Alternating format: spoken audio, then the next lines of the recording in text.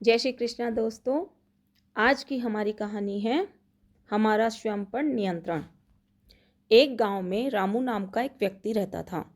वह बात बात पर चिढ़ जाता था, दूसरों पर झुंझला उठता और बहुत गुस्सा किया करता था। उसके परिवार वाले उसके गुस्से को लेकर बहुत चिंतित थे।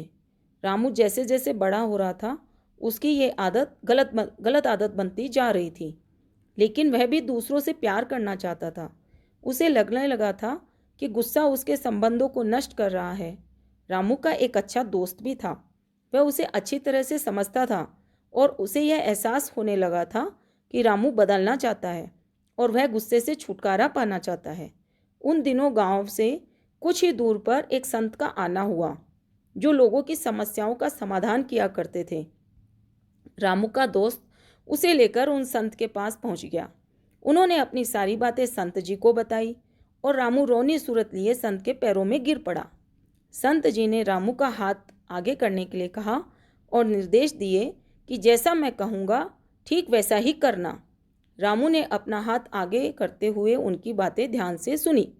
संत जी बोले, अपनी मुट्ठी बांध लो और फिर तुरंत खोल दो। रामू ने वैसा ही किया। संत जी पुनः बोले, अब ये प्रक्रिया बार बार दोहराते रहो। रामू संत जी की बातें समझ नहीं पा रहा था, लेकिन वह बार बार मुट्ठी बंद करके उसे खोलता जरूर।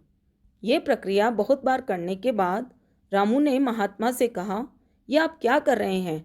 कृपया मेरी समस्या का समाधान करें।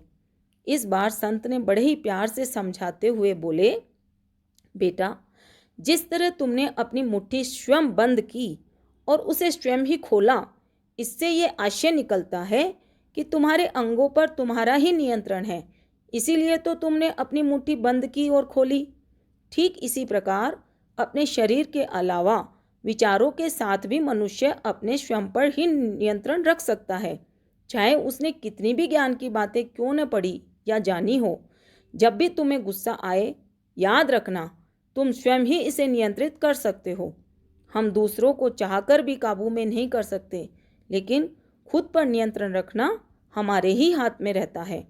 रामू संत की बातें स्पष्ट रूप से समझ चुका था और उसने अब स्वयं पर नियंत्रण करने की आदत डालनी शुरू कर दी।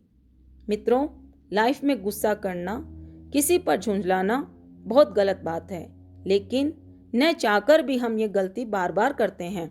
पर गुस्से के कारण न सिर्फ हमारा नुकसान होता है, बल्कि हम सामने वालों की नज़रों में भी खराब इमेज बना बैठते हैं।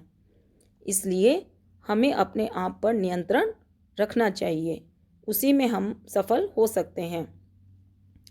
हमारी सबसे बड़ी शक्ति हमारा आत्मनियंत्रण है। जय श्री कृष्णा।